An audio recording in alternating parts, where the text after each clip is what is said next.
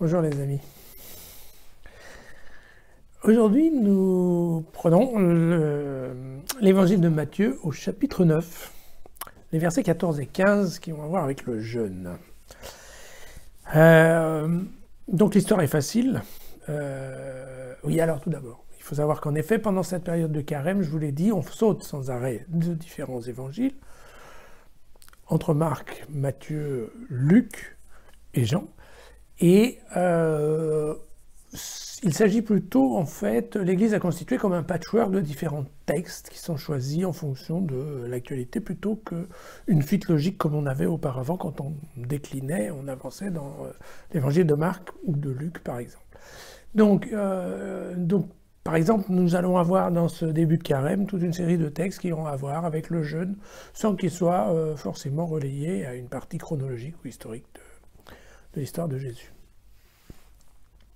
Donc de quoi s'agit-il? C'est très simple, ce sont des disciples de Jean le Baptiste, parce que vous savez qu'un certain nombre d'anciens juifs, peut-être même encore un peu juifs, suivaient Jean-Baptiste, et même une fois que Jean-Baptiste a été éliminé par notre ami Hérode, cette communauté est restée en fait, et donc voilà. Communauté qui est restée dans l'enseignement que donnait Jean-Baptiste avant Jésus. Et donc ce sont ces gens-là qui viennent trouver Jésus et qui lui disent « Mais alors, pourquoi nous et les pharisiens nous jeûnons et pourquoi tes disciples à toi ne jeûnent pas ?» Et Jésus leur répond d'une manière assez étrange en fait, en leur disant « Les invités à la noce peuvent-ils être en deuil alors que l'époux est avec eux? Mais des jours viendront où l'époux leur aura été enlevé et c'est alors qu'ils jeûneront. » Vous voyez, c'est un texte très court. Alors le jeûne, on en avait déjà un petit peu parlé, vous savez que ça fait partie de la tradition juive, de la tradition biblique. On a plusieurs grands jeûnes qui sont relativement bien définis, puisque c'est le jeûne pendant 40 ans du peuple d'Israël qui traversait le désert en direction de la terre promise, mais c'est aussi Moïse qui a jeûné 40 jours pour recevoir sur le mont Sinaï, hein, pendant qu'il gravait les fameuses tablettes de la loi, pendant que Dieu lui dictait les commandements. Et puis nous avons, on le verra d'ailleurs bientôt, Jésus qui va aussi jeûner dans le désert après son baptême. Donc vraiment le jeûne fait partie de la tradition. Normalement il est accompagné, comme nous l'avons vu au moment des cendres, éventuellement de signes extérieurs, genre en effet se couvrir la tête d'un sac de toile, de jute, et puis éventuellement se couvrir de cendres. Et je le précise pour ceux qui seraient intéressés, durant le jeûne, il n'y a pas d'activité sexuelle. Bien. Alors, le problème, c'est qu'à partir, en fait, l'idée, c'était, pour les Juifs, anciennement, traditionnellement, c'était une façon, le jeûne était une façon de se tourner vers Dieu en lui demandant pardon. C'était en fait une forme de pénitence qui était de dire « Ok, je vais me priver pendant ce jeûne de toutes les distractions, de tous les plaisirs de la vie qui auraient pu participer à ce que voilà, je m'éloigne de toi, mon Dieu, de tes commandements, et voilà, que j'oublie en fait d'une certaine mesure les règles que tu nous as données. » Et donc c'était ça, c'était vraiment quelque chose qui était fait pour Dieu, pour parler à Dieu, pour se rapprocher d'un Dieu, bien entendu un Dieu lointain et certainement absent. Alors le problème qu'il y a, c'est qu'à partir de là, les Juifs ont commencé à jeûner pour un tout et pour un rien, c'est-à-dire qu'ils ont commencé à, non pas, parce que, Au départ, le jeûne était un peu spécifique au Yom Kippour, à la fête de Yom Kippour, c'est-à-dire la fête du grand pardon. C'est-à-dire qu'effectivement, voilà, c'était la demande de pardon. Il y avait une pénitence qui était obtenue par le jeûne. Et puis, ils ont commencé alors à se mettre à jeûner pour différentes choses, typiquement le deuil, mais aussi d'autres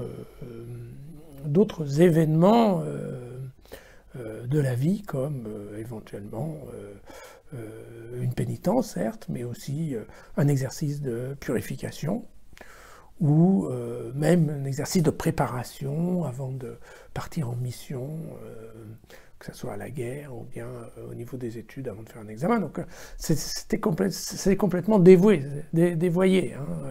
Il n'y avait plus l'idée de rencontrer Dieu, il y avait l'idée de pratiquer en fait un rite qui permettent d'obtenir quelque chose de Dieu. D'accord ? Donc, en fait, l'objectif n'était plus Dieu, l'objectif c'était soi-même en implorant Dieu. Voilà. Et donc, ce qui est assez intéressant, c'est que ce défaut, cette déviation dans la pratique du jeûne, on la retrouve aussi dans les textes bibliques, puisque typiquement, même donc un des textes qui est connu, c'est un texte d'Ésaïe, au chapitre 58, dans lequel Dieu explique à Moïse le jeûne que je préfère. D'accord ? Et dans lequel il dit ouvertement que le jeûne qu'il préfère, c'est celui dans lequel les personnes sont libérées d'un certain nombre de contraintes, mais aussi il parle de partager son repas avec ceux qui ont faim, de couvrir ceux qui sont sans vêtements, de recueillir chez soi ceux qui sont sans abri.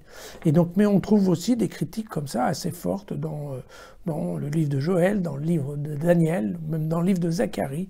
Enfin, il y a une phrase de Zacharie où Dieu demande « Mais quand vous avez jeûné, l'avez-vous fait pour moi ?» Donc on se rend bien compte qu'effectivement,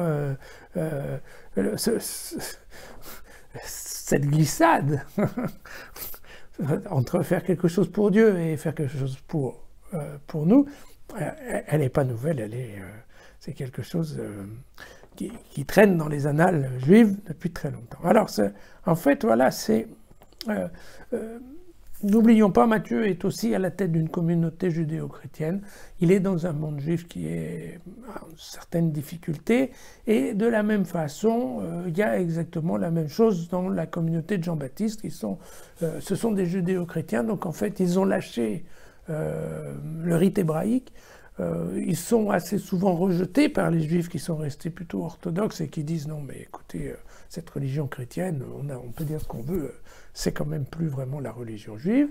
Et ils sont dans une étape où voilà, les grands témoins de Jésus sont partis et donc ce sont des gens qui se cherchent un peu et entre autres qui cherchent quelles doivent être leurs propres règles et leurs propres comportements qui leur permettent d'identifier en fait une communauté à une fois. Et on voit bien que Jésus, qui pourtant lui-même a pratiqué le jeûne, ne paraît pas être très fanatique en fait du jeûne comme une pratique courante, je dirais, de sa communauté.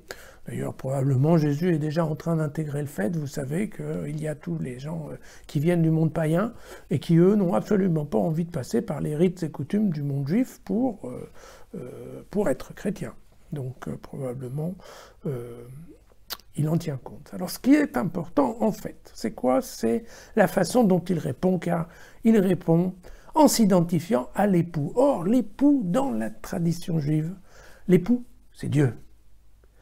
Et l'épouse, c'est Israël. C'est le peuple d'Israël, qui est un peuple, comme on l'a vu, ou comme on le connaît dans la Bible, qui est une épouse qui a été plus ou moins fidèle, n'est-ce pas? Selon les moments, elle a même oublié carrément qu'elle était mariée à Dieu. Vous vous souvenez, certainement, vous voyez de quelle allusion fait partie de cette vie un petit peu décousue du couple Dieu-peuple d'Israël, dans lequel, bien entendu, Dieu est parfait, mais par contre, le peuple d'Israël, lui, ne l'est pas. Et donc, quand Dieu fait cet aparté en disant « Oui, mais attendez, des jeunes qui sont à une noce, pourquoi ils vont faire le jeûne alors que l'époux est là ?» Ça veut dire, en fait, Jésus est en train de leur dire « Dieu, c'est moi ». Il confesse sa propre divinité. Et donc il explique bien, d'ailleurs, il fait appel déjà au pronostic de sa passion, puisqu'il dit un jour, probablement, l'époux leur aura été enlevé, et à ce moment-là, bien entendu, ils se mettront à jeûner, puisque, à la base, n'oublions pas, jeûner est une manière de rencontrer un Dieu qui n'est pas présent, qui est éloigné. Et donc, en fait, le vrai objectif de ces deux petits versets, ce n'est pas tellement de nous parler du jeûne, dont on vient de parler un bon moment d'ailleurs, mais c'est surtout de nous parler de Jésus qui s'identifie à Dieu. Et voilà qui est nettement plus important, je pense. À demain.